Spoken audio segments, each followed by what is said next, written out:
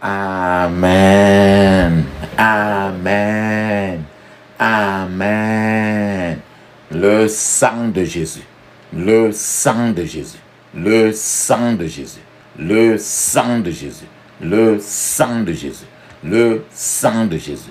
Le sang de Jésus. Dans le puissant nom de Jésus, nous avons prié. Amen. Amen. Amen. Bien-aimés dans le Seigneur Jésus-Christ, bonjour ou bonsoir, suivant le temps qui se passe là où vous êtes maintenant. Je suis apôtre Focam chrétien du ministère de John Oitetutu Ministry, c'est-à-dire du ministère de Jean, chapitre 8, verset 32. Je suis votre partenaire de prière. Je suis votre partenaire de prière de tout le temps, de tous les jours. C'est-à-dire qu'il faut toujours au moins 2 personnes pour prier. Et c'est pour ça que je suis là avec vous. Amen. Avant que nous ne commencions notre thème de prière aujourd'hui, je vais vraiment vous conseiller de mettre une cuillère à café d'huile d'onction dans votre bouche, que vous la remuez. Rincez votre bouche totalement avec cette huile d'onction. Laissez-la durer dans votre bouche au moins 2 minutes. Au moins 2 minutes avant de l'avaler. Avant de l'avaler. Amen. De la même manière encore, mettez un peu d'huile d'onction dans la paume de votre main que vous frottez suffisamment. Frottez votre paume de main. Frottez votre paume de main. Frottez votre front. Frottez-la suffisamment. Ne faites pas que l'huile d'onction entre dans vos yeux. Frottez votre front, touchez vos cheveux et votre nombril avec l'huile d'onction. Ce que vous avez fait pour vous, faites la même chose le plus souvent pour vos enfants. D'autres fois, même quand ils sont malades. D'autres fois, avant même qu'ils ne dorment. D'autres, même sur n'importe quelle personne, les gens qui sont un peu plus âgés, faites la même chose. Quand quelqu'un qui est dans le coma, faites la même chose. Vous appelez le sang de Jésus 7 fois. Vous parlez en langue 7 minutes ou 21 minutes. Vous appelez encore le sang de Jésus 7 fois. Ou bien vous appelez 21 fois ou 75 fois. Et vous parlez en langue 7 minutes toujours. Alléluia. Vous faites ça même presque tous les temps, tous les jours. Même quelqu'un qui est dans le coma, faites la même chose et vous verrez. Alléluia. Amen. Papa, maman, la Bible nous dit très bien. 1 Thessaloniciens chapitre 5 verset 17, il est écrit, priez sans cesse. Priez sans cesse. Parce qu'il faut prier sans cesse. Notre thème de prière aujourd'hui, c'est ce que j'ai appelé la main puissante de Dieu. La main puissante de Dieu. La première partie. Parce qu'il y aura la deuxième, c'est en 2 parties. La main puissante de Dieu. Première partie. Vous aurez aussi à faire la deuxième partie. Et pour faire bien la deuxième partie, il faut suffisamment faire la première partie et faire les prières qui sont liées à la première partie suffisamment. La main puissante de Dieu. Alléluia. Amen. La Bible nous dit encore dans 1 Samuel chapitre 2 verset 6 jusqu'à 10, il est écrit, l'Éternel fait mourir et il fait revivre. Il envoie les gens au tombeau et il les ressuscite. L'Éternel rend les uns pauvres et les autres riches. Il rend les uns humbles et les autres grands. L'Éternel relève le pauvre de la poussière et il enlève le pauvre de la cendre. Il fait asseoir le pauvre avec les princes et lui donne un trône d'honneur.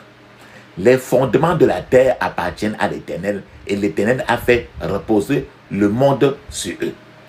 Il protège ceux qui lui sont fidèles, mais les méchants seront réduits au silence dans les ténèbres. La puissance n'est pas la clé du succès. Amen. L'Éternel détruit ses ennemis. Il tournera contre eux dans le ciel. L'Éternel jugera toute la terre. Il donnera la puissance à son roi et rendra fort son roi désigné. Amen. Voilà 1 Samuel chapitre 2 de 6 à 10. Qui est un texte très merveilleux de la Bible. Et j'aimerais alors que vous appliquiez ce texte en votre situation. Il est le seul qui élève et abaisse. Si le petit doigt de Dieu est le doigt, parce qu'il a la main comme toi, si le petit doigt de Dieu est pointé sur une situation dans la vie, une situation particulière dans la vie, peut-être un problème de foyer ou bien une maladie, si le petit doigt de Dieu est pointé sur une situation particulière, il modifie cette situation de manière drastique. Cela dépassera toutes les imaginations et les gens auront du mal à y croire, à croire ce qui s'est passé. Peu importe depuis combien de temps.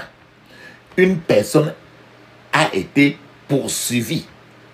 Le jour où Dieu décide de pointer juste son petit doigt sur la situation de cette personne, cela confondra et déroutera l'adversaire. C'est pour ça que je prie pour qu'il en soit ainsi dans votre cas, maintenant, au nom de Jésus. Quand tu vas dans le livre de Daniel, le petit doigt de Dieu a écrit la nécrologie de Belshazzar sur le mur. Il avait fait ce que Dieu n'aimait pas. Belshazzar, qui était le roi dans le chapitre de Daniel, en ce moment-là, avait fait des choses très abominables qui défiaient le nom de Dieu. C'est-à-dire que le nom de Dieu était mis dans la poussière. Et donc, à cause de ça, Dieu a fait qu'il mérite la punition, qu'il reçoit la punition qu'il méritait. Certains gens ont accusé aussi Jésus d'avoir chassé les démons par Belzébuth. Ces gens-là ne savaient pas que c'était le petit doigt, le doigt de Dieu qui était en train de chasser les démons là. Pour que nous comprenions comment un petit doigt de Dieu peut, un petit doigt de Dieu peut faire. Papa, maman, si le doigt de Dieu peut chasser les démons, peut rabaisser une grande personnalité comme Belshazzar dans le livre de Daniel, que se passe-t-il lorsque Dieu décide maintenant d'étendre maintenant quelque part toute la main, la main puissante? Parce que on a parlé jusqu'alors d'un petit doigt, mais si toute la main il étend ça sur une situation. Je vais vous parler de ce qui s'est passé encore dans Exode chapitre 15 verset 16. Il dit très bien: ta main droite, Éternel, est magnifique de force. Ta main droite, Éternel, a écrasé l'ennemi. Voilà la main droite maintenant. Quand le peuple d'Israël a traversé, est sorti de l'Égypte. Maintenant, c'est le chapitre 14, et maintenant le chapitre 15, Exode 15, 6, il a rappelé très bien que c'est pas la main droite. Ici, Moïse faisait référence à ce que Dieu a fait à ceux qui les poursuivaient, aux Égyptiens qui les poursuivaient. Dieu a fait aux poursuivants récalcitrants des enfants de Dieu. Moïse leur rappelait que Dieu a ouvert la mer Rouge pour que les enfants de Dieu puissent passer, traverser. Tandis que le même Dieu a permis que les Égyptiens, avec Pharaon, qu'ils courent vite entre et se noyaient, périssent tous dans la mer Rouge. Dans 1 Samuel, chapitre 5, verset 11, il est écrit: ils firent venir tous les princes des Philistins, les rassemblèrent et dirent: renvoyez l'arche du Dieu d'Israël, qu'elle retourne chez elle et qu'elle ne nous fasse pas mourir, nous et notre peuple. En effet, papa, maman, dans toute la ville régnait une terreur mortelle. La main de Dieu y pesait très lourdement. Papa, maman, je prie pour que la main de Dieu soit tellement lourde sur tes ennemis aujourd'hui, au nom de Jésus. Que la main de Dieu s'abaisse maintenant sur tes ennemis au nom de Jésus. Esdras, je vais partager avec vous le livre de Esdras. Esdras, chapitre 7, verset 28, il est écrit: et il a étendu sa miséricorde envers moi devant le roi, devant ses conseillers et devant tous les puissants chefs du roi. Et je fus fortifié car la main de l'Éternel, mon Dieu, était sur moi. Et j'ai rassemblé des chefs d'Israël pour monter avec moi. Nous écoutons encore comment la main de Dieu était sur Esdras. Et c'est parce que la main de Dieu était sur Esdras que Esdras était toujours en train de réussir. Je veux que aujourd'hui, que la main de Dieu soit sur vous et que vous prospérez au nom de Jésus. Quand la main de Dieu est sur toi, tu trouves grâce aux yeux des gens. Joseph, par exemple, Joseph dans la Bible, par exemple, était jeté en prison. Et parce que la main de Dieu était sur lui, Joseph a trouvé grâce aux yeux de tout le monde. Parce que la main de Dieu. Quelqu'un qui a la faveur de Dieu sur elle, sur lui ou bien sur elle, a un destin enviable. Il ne peut pas vivre une vie pitoyable, ni être tué par une principauté ou bien par une puissance quelconque. Tout ce que tu veux, c'est la faveur de Dieu. C'est la main de Dieu. Ézéchiel chapitre 10, 40, verset 1, il est écrit, je cite: et qui m'a rendu l'objet de la bienveillance du roi, et ses conseils et tous ses puissants chefs, fortifiés par la main de l'Éternel. Fortifiés par la main de l'Éternel, mon Dieu, qui était sur moi. J'ai rassemblé les chefs d'Israël afin qu'ils partissent avec moi. Fortifiés par la main de l'Éternel. Il est un fait que personne, que lorsque la main de Dieu est sur vous, vous aurez des visions. Vous aurez des choses merveilleuses, comme l'a fait Ézéchiel. C'est ce que je viens de partager avec vous. Je vais encore vous partager encore un certain nombre de choses pour vous faire comprendre comment l'impact quand la main de Dieu est sur quelqu'un. Actes chapitre 4, verset 29 à 31. Écoute comment les enfants de Dieu étaient en train de se plaindre. Je cite: et maintenant, Seigneur, écoute leurs menaces. Seigneur, aide-nous, tes serviteurs, à annoncer ta parole sans crainte. Montre-nous ta puissance de guérison. Donne des preuves et accomplis des miracles par la puissance de Jésus, ton saint serviteur. Après qu'ils eurent prié, le lieu où ils étaient réunis trembla. Ils furent tous remplis du Saint-Esprit et ils annonçaient la parole de Dieu sans crainte. Dans Actes chapitre 5, verset 31, il est écrit encore: Dieu l'a élevé par sa droite comme prince et sauveur. Dieu l'a élevé par sa droite, la main, comme prince et sauveur, pour donner à Israël la repentance et le pardon des péchés. Je prie pour que, comme la main droite de Dieu a élevé Jésus-Christ de Nazareth, vous aussi, vous soyez élevés au nom de Jésus. Lorsque les apôtres étaient persécutés, les apôtres ont pleuré et demandé à Dieu d'étendre sa main au milieu d'eux pour qu'il y ait des signes et des prodiges. Et à partir de ce moment-là, les apôtres sont devenus courageux et ont fait trop des exploits pour Dieu. Parce que la main de Dieu a été étendue sur eux. Aujourd'hui, quand tu vas prier aujourd'hui, ce même Dieu qui est le même hier, aujourd'hui va encore étendre sa main sur toi aussi. Je vais vous parler maintenant totalement encore de la main puissante de notre Dieu. Pour que la main puissante de Dieu opère dans votre vie, vous devez obéir aux commandements, à un certain nombre de commandements concernant Dieu. Premièrement, vous devez connaître Dieu. Deuxièmement, vous devez l'aimer. Troisièmement, vous devez obéir Dieu. Voilà les 3 grosses choses. Je vais commencer d'abord par vous devez connaître Dieu. Je vous parle de connaître Dieu. Beaucoup de gens ont entendu parler de Dieu, par son nom seulement.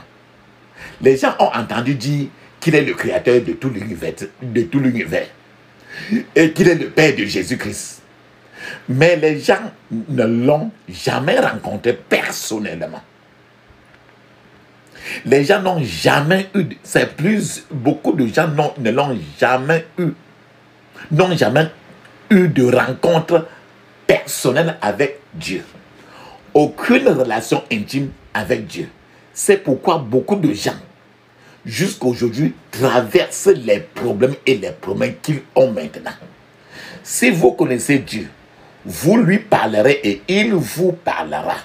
Si certains gens avaient connu Dieu, il les aurait prévenus et elles n'auraient pas épousé l'homme ou la femme avec qui elles sont mariées aujourd'hui, et certainement, leur vie aurait été plus meilleure qu'elle ne l'est aujourd'hui.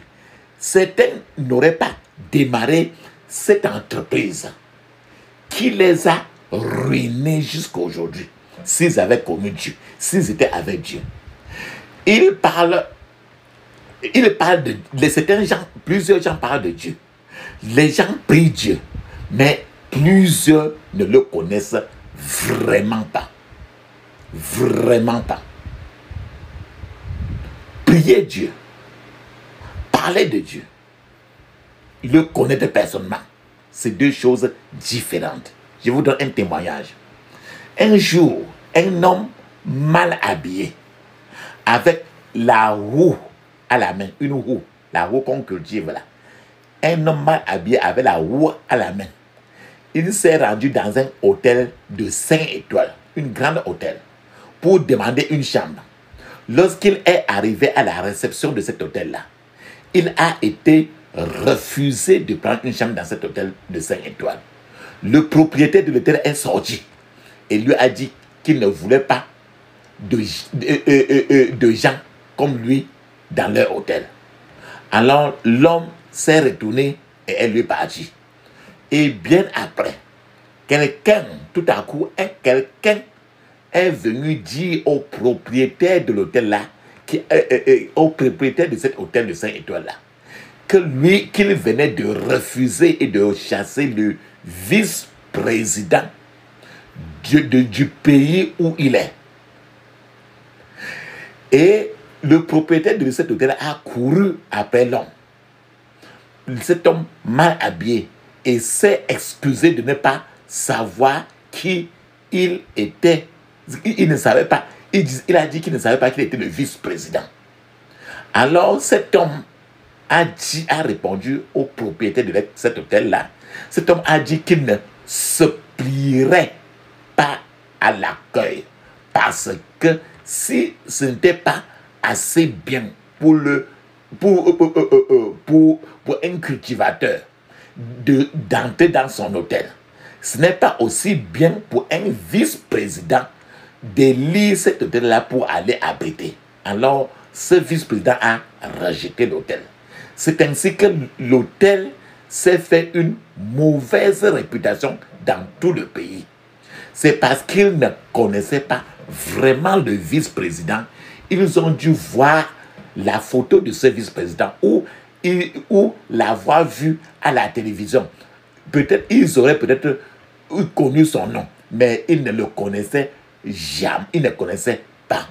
Papa, maman, si vous connaissez une personne, vous la reconnaîtrez, peu importe le genre d'habit que la personne porte. Beaucoup de gens ont des photos de Jésus accrochées partout dans leur maison, dans leur chambre, dans leur bureau, dans leur voiture. Mais plusieurs n'ont jamais fait une rencontre personnelle, de manière personnelle avec Jésus de Nazareth. Plusieurs n'ont pas eu de rencontre avec Jésus, donc ils ne le connaissent même pas. Êtes-vous, papa, maman, comme ça? Vous ferez mieux de venir à la connaissance salvatrice de notre Seigneur Jésus-Christ aujourd'hui afin qu'il puisse être votre ami. Je vous donne encore un témoignage. Un jour, un pasteur est allé rendre visite à un frère. Et le pasteur a rencontré chez ce frère-là une dame assise sur le lit de ce frère. Il y avait aussi une musique dans cette chambre-là, une musique chrétienne qui jouait en arrière-plan de façon douce pour adoucir l'atmosphère dans cette chambre-là. Lorsque le pasteur a demandé ce que la dame faisait sur le lit de ce frère, le frère a répondu qu'elle était venue en visite le regarder et que c'était une femme qui venait d'une autre ville du pays. Le pasteur a réprimandé cette femme-là et s'est tourné, ce frère-là, et s'est tourné vers la dame et lui a demandé qui elle était. Parce que le pasteur-là connaissait la femme même du frère. Et ce pasteur a demandé à la dame qui elle était. Le pasteur, la dame a répondu en demandant aussi, en questionnant aussi le pasteur qui il était. Ce frère était, rappelez-vous papa, maman, ce frère avait de la musique chrétienne à l'intérieur. Et dans toute la maison avait des autocollants de Jésus sur la porte, sur les murs et partout. Et les autocollants qui disaient que Jésus sauve, Jésus sauve. Les anges, papa, maman, il y avait les autocollants dans la chambre de la personne qui était écrit que les anges veillent, éloignez-vous. Les anges veillent. Mais la personne n'avait pas le Christ demeurant en lui. La personne ne connaissait pas le Seigneur Jésus-Christ. Bien qu'il y avait tous ces achalandages et la femme, ils étaient certainement en train de forniquer, ainsi de suite, adultère, ainsi de suite, mais ne connaissaient pas Jésus. Je vais vous donner encore un témoignage. Un jour, le gouverneur d'une province est parti dans une prison avec l'intention de libérer un voleur qu'on avait condamné à mort. Et on devait exécuter ce voleur-là le jour suivant.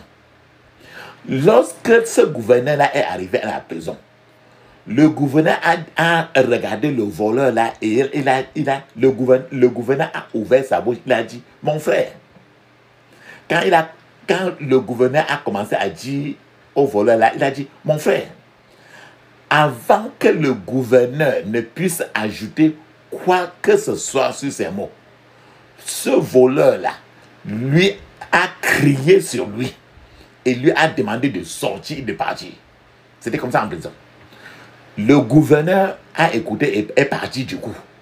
Et quelqu'un est après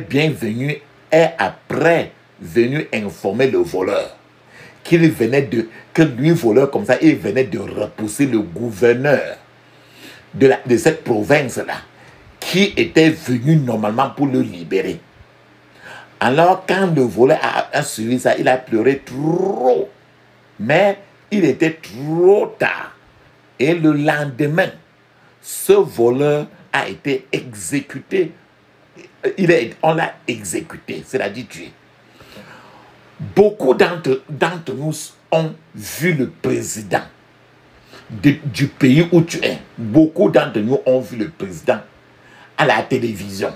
Beaucoup ont vu le président sur une photo, mais ne l'ont jamais vu physiquement.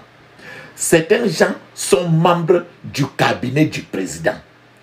Certains gens assistent à des réunions avec le président. Certains gens discutent même avec le président. Certains gens le plus souvent prennent le dîner parfois avec le président. Mais en réalité, plusieurs gens ne le connaissent que dans une certaine mesure. Certains gens sont des amis du président. Et ces gens-là leur rendent même visite chez lui, discutent avec le président, blaguent plaisantes avec le président. Certains gens sont des proches même. Et ils vont même chez lui, manger, dormir, chez le président, etc. Certains gens le connaissent depuis la naissance. Certains gens connaissent le président depuis la naissance. Et connaissent même les parents du président, les frères et les cousins du président. Ces catégories de gens sont plus proches que les membres même du cabinet du président ou ses amis proches. Ensuite, il y a des membres de la famille nucléaire même du président. Ceux-ci le connaissent mieux que ses proches et tout. Ce sont les enfants du président. Le président les a élevés. Il le voit tous les jours dans toutes ses humeurs. La femme du président devrait être la plus proche du président. Plus proche du président que les enfants même du président. La femme du président sait qui le président est et peut le reconnaître, même dans l'obscurité, le noir. La femme du président peut reconnaître la voix du président parmi d'autres voix des gens. La femme du président le connaît très intimement et bien. On pourrait dire que tous ces gens connaissent le président, mais à des niveaux différents. À des niveaux différents. Ceux qui sont à lui, sont ceux qui le connaissent le mieux. La question est, je vais vous poser une question. Connaissez-vous en réalité Dieu? Vous le connaissez-vous? Avez-vous une relation intime avec Dieu? Est-ce que vous avez une relation intime avec Dieu? Pendant que le monde est en train de se diriger vers la fin maintenant, ceux qui ne connaissent pas Dieu vont trop souffrir. Ceux qui courent de prophète en prophète, de prédicateur en prédicateur, d'église en église, à la recherche des solutions, de gourou en gourou, de place en place, à la recherche des solutions, ne font que perdre leur temps. Ces gens ont besoin de connaître Dieu sur une note personnelle. C'est que connaître Dieu personnellement. Et ils vont finir par arrêter de courir par-ci, par-là. C'est cette prière-là que je vous propose. Beaucoup de gens auraient besoin de prier 3 heures ou 3 jours avant que Dieu ne leur révèle quoi que ce soit. Alors qu'il y a des gens qui lui parlent juste en 5 minutes et ces gens-là connaîtront la pensée de Dieu sur une situation donnée et le plus rapidement possible. Certains gens ont des visions. Certains gens font des rêves, mais ne peuvent pas interpréter ces visions ou rêves. Certains gens ne savent pas ce que Dieu dit par rapport à ces visions, par rapport à ces rêves. C'est parce qu'elles ne connaissent pas Dieu lui-même. Certains gens ont des visions pendant qu'elles prient. Certains gens voient des choses sans fermer les yeux. Certains gens entendent la voix de Dieu à haute voix même, comme Moïse en a fait. Dieu est en fait allé vers certains gens même dans la Bible aussi. Dieu les a appelés par leur nom aussi. Et leur a dit quoi faire. Ne serait-il pas formidable d'écouter et d'entendre Dieu vous appeler par votre propre nom et de l'entendre vous dire ce qu'il prévoit de faire? C'est possible si vous le connaissez. C'est pour ça que nous sommes là aujourd'hui. Je vous donne un témoignage. Une sœur avait des problèmes avec son mari. C'est des problèmes de foyer. C'est une sœur qui avait des problèmes avec son mari. Cette sœur-là a fait un jeûne à sec de 3 jours. Le 3e jour de son jeûne, le Seigneur lui a révélé que quelque chose de mal avait été programmé dans son fils de 2 ans et que la chose était censée se manifester quand cet enfant-là va atteindre 20 ans. Papa, maman, rappelez-vous très bien que je vous ai cité les âges 2, 4, 6, 11, 13, ainsi de suite. Pour que quand les gens atteignent cet âge-là, méfiez-vous, 20 était cela et 2 était cela. Donc, la chose était censée se manifester à l'âge de 20 ans. Le Seigneur lui a dit qu'il avait libéré son fils. Parce que la femme a prié beaucoup.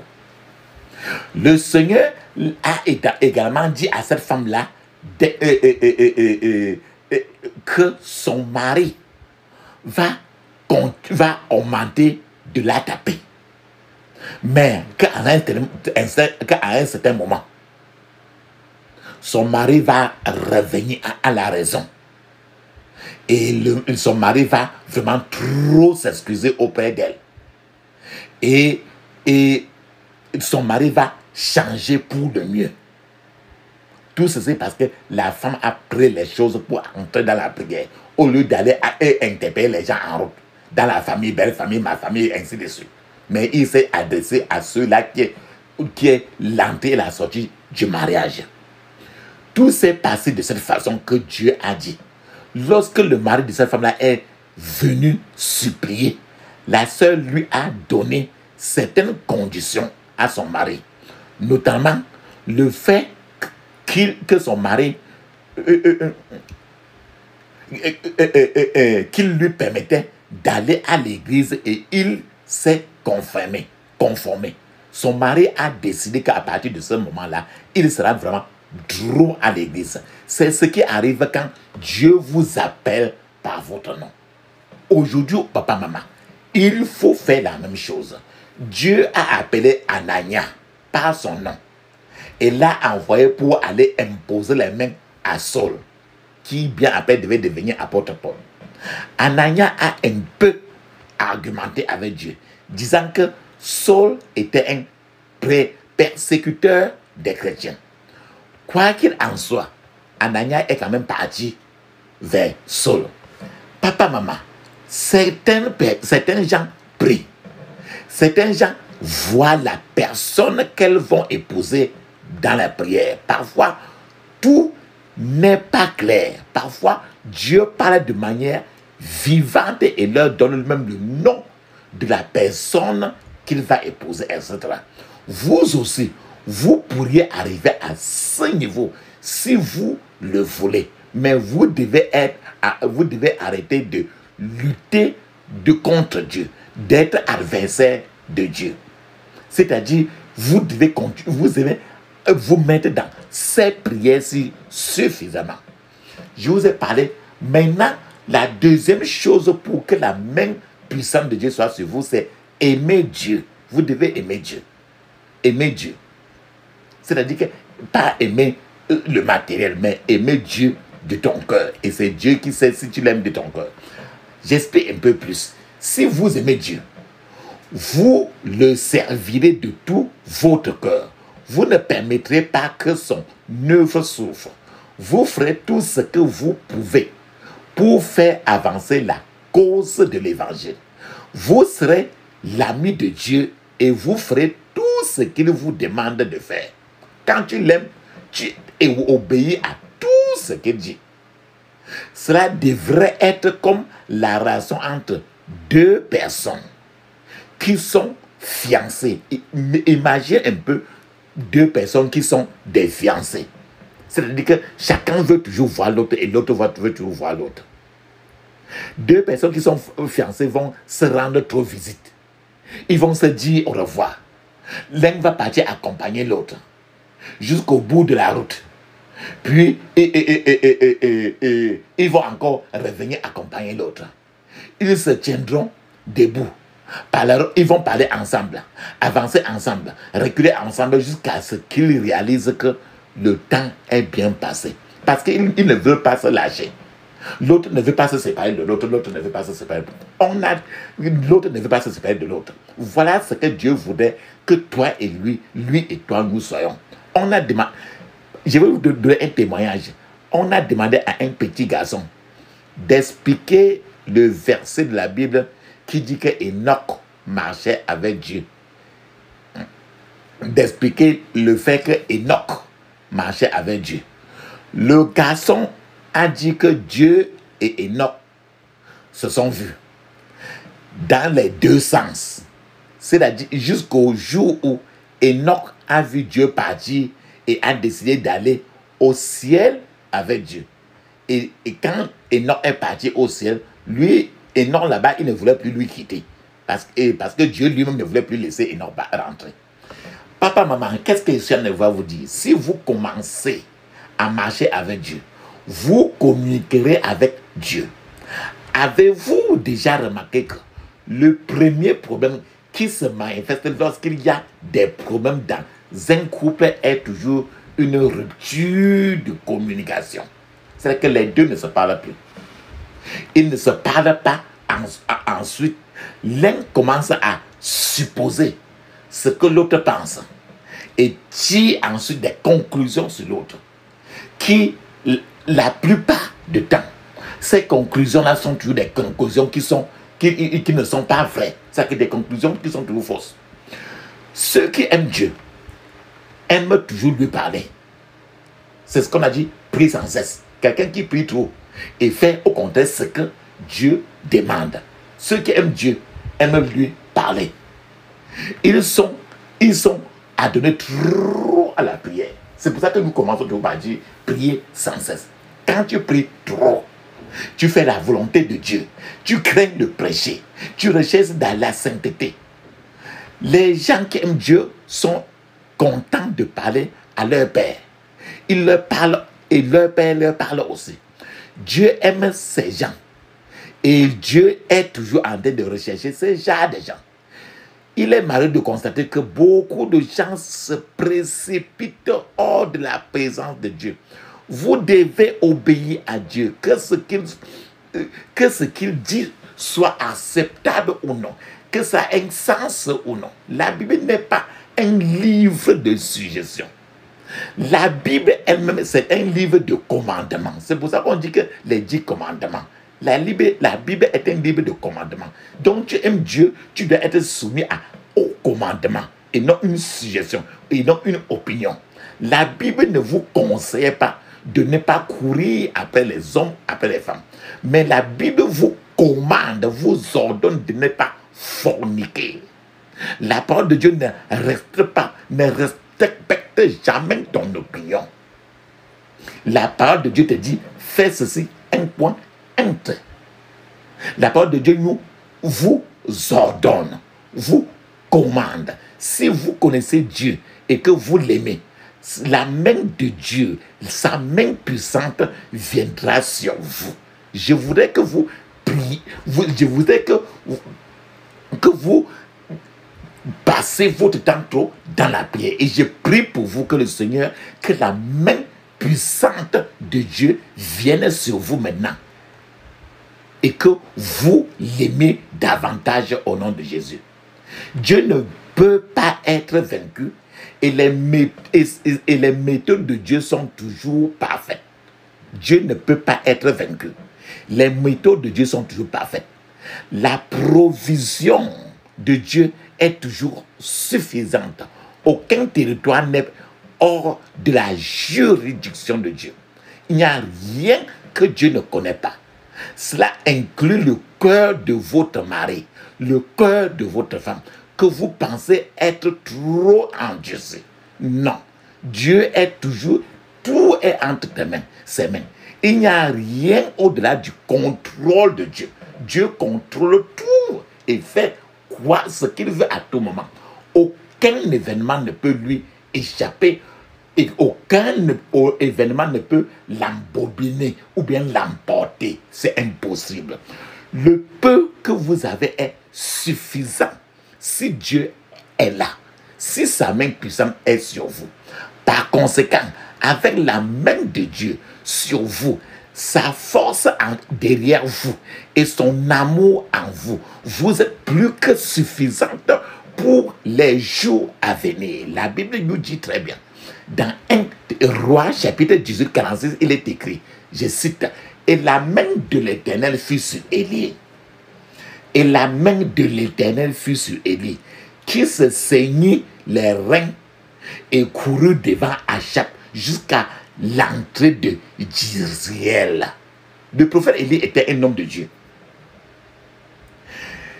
Le prophète Élie a fait descendre le feu du ciel. Le prophète Élie a fermé le ciel. Et il a fermé la pluie. Puis lui-même, le prophète Élie a ouvert le ciel. Le prophète Élie a tué tous les prophètes des Baals. Car la main de Dieu était sur ce prophète Élie. Dieu a créé Adam et Ève. Dieu a créé Adam et Ève. Et Ève était l'aide de Adam. Plus tard, Adam et Ève sont tombés et ont été chassés du jardin d'Éden. Tous les deux ont eu 2 fils. Adam et Ève ont accouché 2 enfants. Le premier enfant était Caïn. Le deuxième enfant était Abel. Le premier enfant, Caïn, a tué Abel. Et Dieu a placé une marque sur Caïn. Et Caïn est devenu un paria. Caïn est devenu un paria. Plus tard maintenant, Adam et Ève, ils ont eu encore un autre enfant dont le nom s'appelait Seth, S-E-T-H. Et c'est de cet enfant Seth que la génération de Noé est sortie. La génération de Noé est sortie de la branche de Seth. Et Seth maintenant, et Noé maintenant a eu 3 enfants. Noé a eu 3 enfants. Le premier était Sem, deuxième Cham et le troisième Japheth. Dieu a appelé un homme parmi les descendants de Shem, le premier enfant. Et cette personne-là qui était de la descendance de Shem, c'était Abraham. Dieu a appelé Abraham à former une nation pour lui-même. Une nation qui serait un exemple de la marche de la sainteté avec Dieu. Cette nation, ce pays était appelé Israël, que tu comprends là. Abraham maintenant a donné naissance à Isaac. Isaac a donné aussi naissance à Esau, qui était le premier enfant. Et le deuxième enfant maintenant, Jacob. Mais, au contraire, Jacob a donné naissance au contraire à 12 enfants qui furent amenés en captivité à cause de la plainte de Abraham. Abraham qui se plaignait parce qu'il a fait presque 100 ans sans avoir d'enfants. Parce que Abraham était stérile. Sarah était stérile aussi jusqu'à 90 ans. Alors, tous ces 12 enfants furent en Égypte comme esclaves. Ceci pendant combien d'années? Pendant 430 ans. 430 ans. Après un certain temps, Dieu a décidé de les faire sortir de cette souffrance, de cet esclavage de l'Égypte. Avant cela, Dieu avait accompli de nombreux prodiges, de nombreux miracles. Dieu avait collecté leurs arriérés de salaire et les leur avait donné en un seul jour. De même, je prie aujourd'hui, papa, maman, que tout ce que le diable vous a refusé de bon, vous le recevez et serez restauré au nom de Jésus. Dieu leur a fait traverser la mer Rouge. Une mer rouge qui n'a pas de pont. Et Dieu les a fait traverser cette mer Rouge. Dieu a changé l'eau amère, qu'on appelait Mara, en une eau douce. Une eau douce, qu'on appelle aujourd'hui l'eau de vie, Jésus. Et a fait sortir l'eau du rocher pour le peuple d'Israël. Ce rocher-là n'était que Jésus de Nazareth. Cette eau-là n'était que le Saint-Esprit. Dieu leur a dressé encore une table dans le désert. Imagine le désert où il n'y a rien. Mais une table se retrouve là et les gens sont en train sur la table là. Quelle chose merveilleuse, papa, maman. De la part de Dieu de dresser une table devant vous, devant ta famille, pour dîner avec vous. Le peuple d'Israël a mangé de la nourriture des anges dans la nourriture des anges. Que toi, tu as appelé aussi manna. ne mariez-vous pas. Mangez une telle nourriture dans la prière ici aujourd'hui. Dieu a fourni au peuple d'Israël de la nourriture par des moyens surnaturels.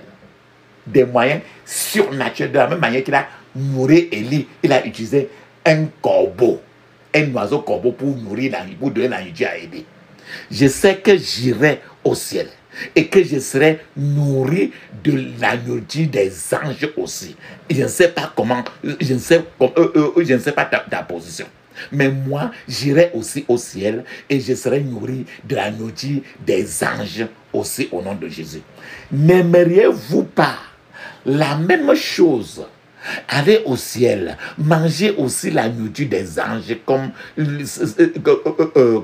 le Seigneur en a fait. Les chaussures du peuple d'Israël, les habits du peuple d'Israël, pendant qu'ils marchaient comme ça, ne se sont pas usés pendant 40 ans. Les chaussures ne sont pas déchirées. Les habits ne sont pas déchirés. Le peuple d'Israël ont eu l'électricité dans le désert. Et leur électricité venait directement du ciel. Ça ne venait pas de la compagnie d'électricité qui est dans ton pays là. L'électricité venait directement du ciel. Toi, tu ne veux pas oser avoir ça. Dieu était avec le peuple d'Israël jusqu'à ce qu'il arrive à la terre promise. Je prie que tu sois toujours avec, que Dieu soit, que la main de l'Éternel soit avec toi jusqu'à ce que toi-même aussi, tu atteignes aussi la terre promise. Dieu leur a dit qu'ils ne devraient pas adorer d'autres dieux que leurs voisins adoraient là-bas. C'est-à-dire, beaucoup plus tard, les Israélites, le peuple d'Israël, ont regardé autour d'eux et ont vu que certains de leurs voisins adoraient le Dagon. C'est-à-dire que les gens qui étaient demi-hommes, demi-poissons.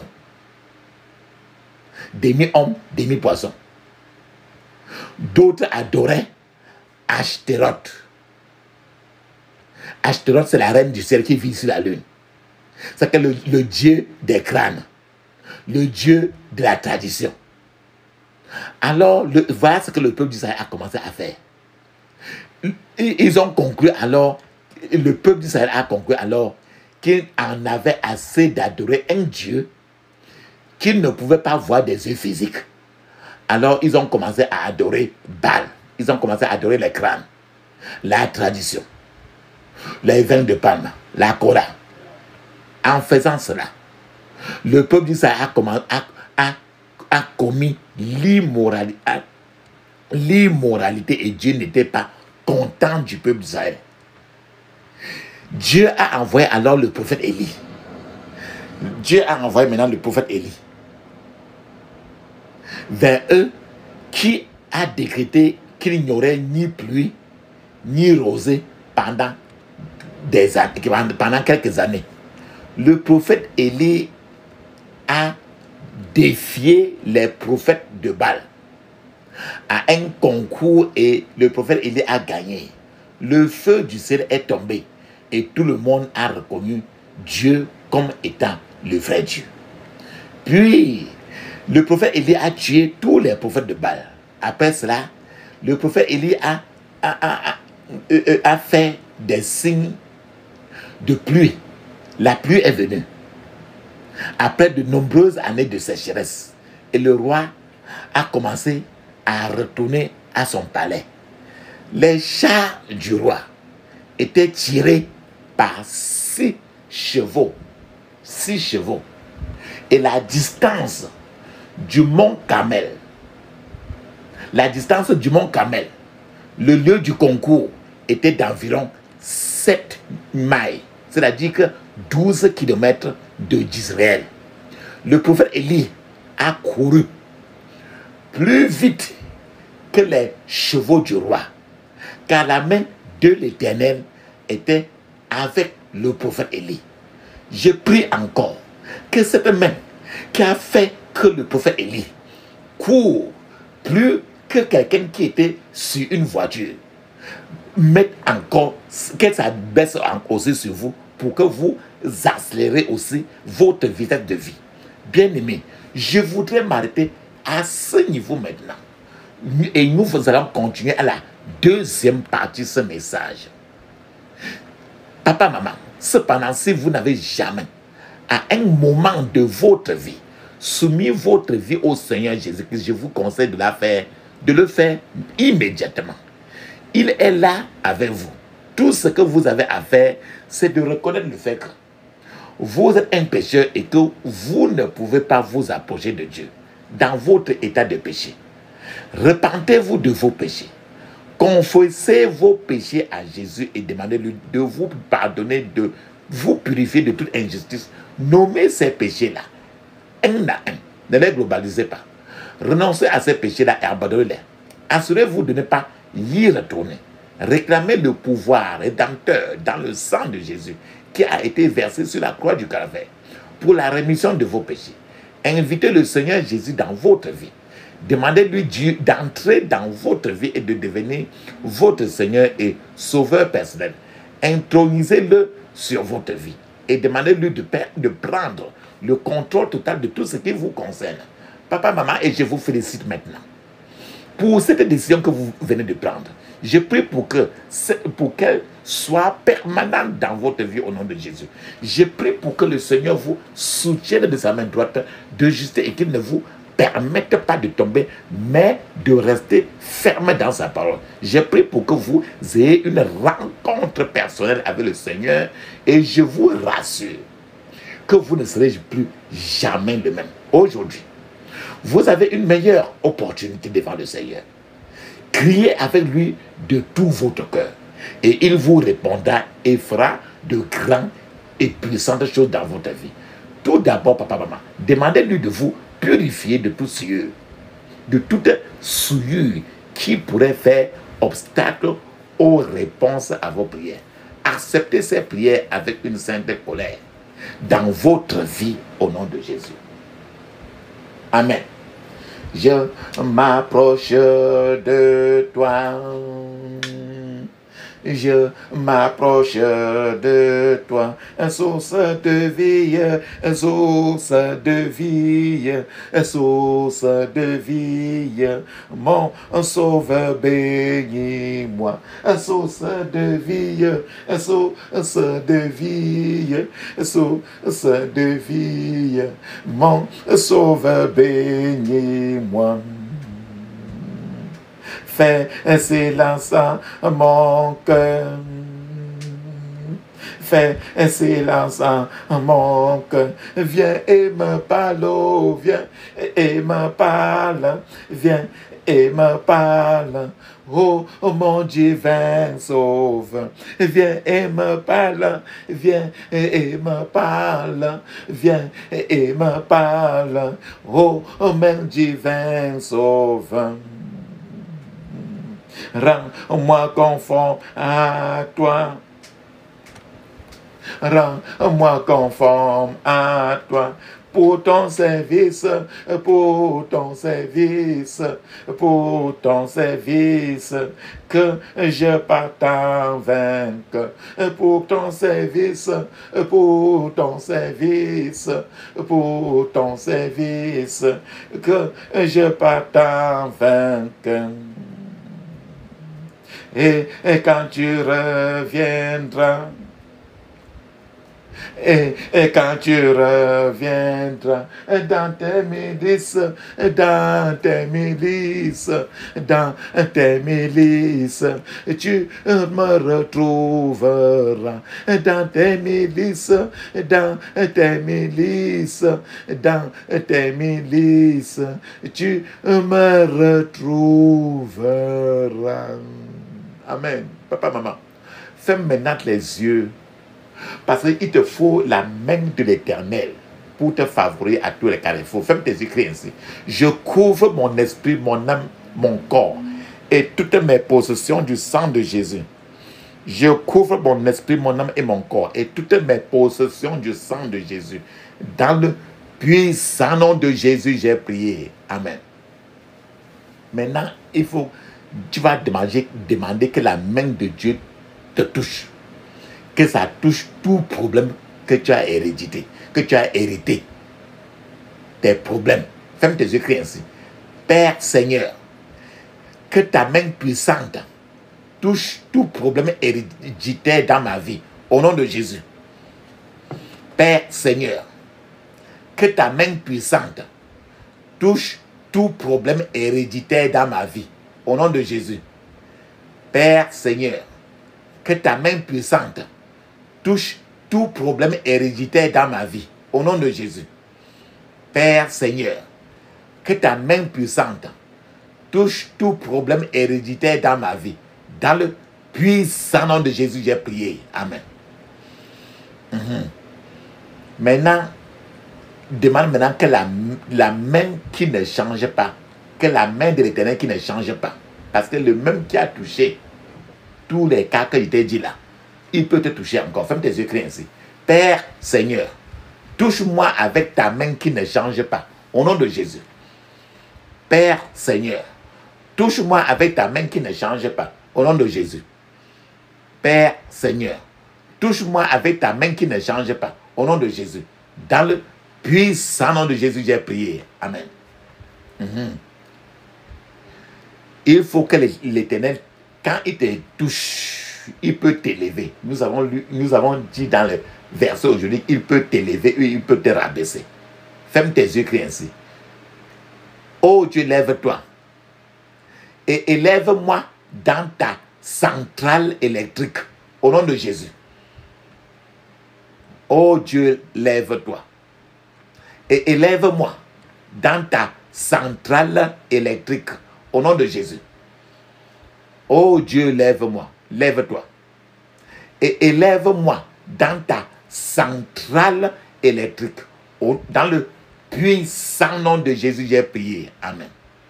Demande maintenant à Dieu de surprendre tes ennemis avec des témoignages stupéfiants dans ta vie. Ferme tes yeux, crie ainsi. Oh Dieu, lève-toi et surprends mes ennemis avec mes témoignages stupéfiants. Au nom de Jésus. Oh Dieu, lève-toi et surprends mes ennemis avec mes témoignages stupéfiants. Au nom de Jésus. Oh Dieu, lève-toi et surprends mes ennemis avec mes témoignages stupéfiants. Au nom de Jésus. Dans le puissant nom de Jésus, j'ai prié. Amen. Maintenant, demande maintenant à Dieu d'arrêter ceux qui t'arrêtent. Ferme tes yeux, crie ainsi. Mon Père, par le tonnerre de ta puissance, arrête ceux qui m'arrêtent. Au nom de Jésus. Mon Père, par le tonnerre de ta puissance, arrête ceux qui m'arrêtent. Au nom de Jésus. Dans le puissant nom de Jésus, j'ai prié. Amen. Maintenant, cette main qui ne peut faillir doit être délivrée. Ferme tes yeux, crie ainsi. C'est avec la même main qu'il a délivré le peuple d'Israël quand ils sont sortis à la traversée de la mer Rouge. Ferme tes yeux, crie ainsi. La main de Dieu qui ne peut faillir. La main de Dieu qui ne peut faillir. Délivre-moi maintenant par le feu, au nom de Jésus. La main de Dieu qui ne peut faillir. Délivre-moi maintenant par le feu, au nom de Jésus. La main de Dieu qui ne peut faillir. Délivre-moi maintenant par le feu, au nom de Jésus. Dans le puissant nom de Jésus, j'ai prié. Amen. Tu as besoin de la guérison, d'être sauvé et d'être délivré. Ferme tes yeux, crie ainsi. Seigneur, guéris-moi et je serai guéri. Sauve-moi et je serai sauvé. Délivre-moi et je serai délivré. Au nom de Jésus. Seigneur, guéris-moi et je serai guéri. Sauve-moi et je serai sauvé. Délivre-moi et je serai délivré. Dans le puissant nom de Jésus, j'ai prié. Amen. Maintenant, demande à Dieu de te délivrer de tous ceux qui sont plus forts que toi. Ferme tes yeux, crie ainsi. Seigneur, délivre-moi des pouvoirs qui sont plus forts que moi, au nom de Jésus. Seigneur, délivre-moi des pouvoirs qui sont plus forts que moi, au nom de Jésus. Seigneur, délivre-moi des pouvoirs qui sont plus forts que moi, au nom de Jésus. Dans le puissant nom de Jésus, j'ai prié. Amen. Maintenant, tous ceux qui avalent les bonnes choses de ta vie, il faut qu'ils meurent tous. Ferme tes yeux ainsi. Avaleur de bonnes choses dans ma vie. Avaleur de bonnes choses dans ma vie. Avaleur de bonnes choses dans ma vie. Mourez au nom de Jésus. Mourez au nom de Jésus. Mourez au nom de Jésus. Dans le puissant nom de Jésus, j'ai prié. Amen. Maintenant, les jumeaux sataniques qui veulent te percer dans le monde spirituel, il faut qu'ils meurent tous. Ferme tes yeux, crie ainsi. Tout jumeau satanique, tout jumeau satanique qui veulent me percer dans le spirituel, tout jumeau satanique qui veulent me percer dans le spirituel, mourrez au nom de Jésus. Mourrez au nom de Jésus. Dans le puissant nom de Jésus, j'ai prié. Amen. Maintenant, tous les jougs, les problèmes ancestraux, tu dois briser cela. Tu vas utiliser la main de Dieu pour briser. Ferme tes yeux, crie ainsi. Jougs ancestraux. Jougs ancestraux. Brisez-vous par la main de Dieu au nom de Jésus. Brisez-vous par la main de Dieu au nom de Jésus. Jougs ancestraux. Brisez-vous par la main de Dieu au nom de Jésus. Dans le puissant nom de Jésus, j'ai prié. Amen. Maintenant, ceux-là qui préparent l'échec, ils veulent toujours que tu échoues. Tu veux avancer, on fait de telle sorte que tu échoues. Ferme tes yeux, crie ainsi. Tout pouvoir qui prépare l'échec pour moi. Tout pouvoir qui prépare l'échec pour moi. Libère-moi et meurs au nom de Jésus. Libère-moi et meurs au nom de Jésus. Libère-moi et meurs au nom de Jésus. Dans le puissant nom de Jésus, j'ai prié. Amen. Maintenant, les propriétaires de fardeaux maléfiques dans ta vie, il faut qu'ils portent leurs problèmes pour partir. Tu ne veux plus les problèmes, non. Il faut que les propriétaires des problèmes portent leurs problèmes. Ferme tes yeux, crie ainsi.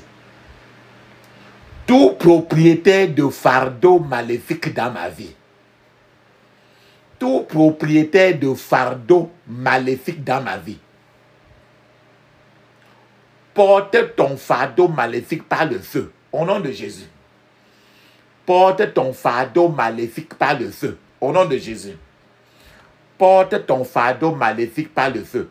Dans le puissant nom de Jésus, j'ai prié. Amen. Maintenant, tu vas décréter que toutes tes prières que tu as faites doivent t'apporter beaucoup trop de percées. Ferme tes yeux, crie ainsi. Que toutes mes prières m'apportent de multiples percées. Au nom de Jésus. Que toutes mes prières m'apportent de multiples percées. Au nom de Jésus. Que toutes mes prières m'apportent de multiples percées. Dans le puissant nom de Jésus, j'ai prié. Amen. Tu vas maintenant fermer les yeux, mets une pause. Tu vas parler en langue pendant 7 minutes. Pas 6 minutes, pas 8. 7 minutes. Le parler en langue est obligatoire parce que c'est écrit dans Marc 16, verset 17. Actes des Apôtres, chapitre 2, verset 1 à 5. Et dans d'autres places du Nouveau Testament. Pendant que tu parles en langue, à haute voix, les yeux fermés, je serai toujours en train de vous attendre. Quand vous finissez, nous, on continue encore ensemble dans notre prière. Vas-y.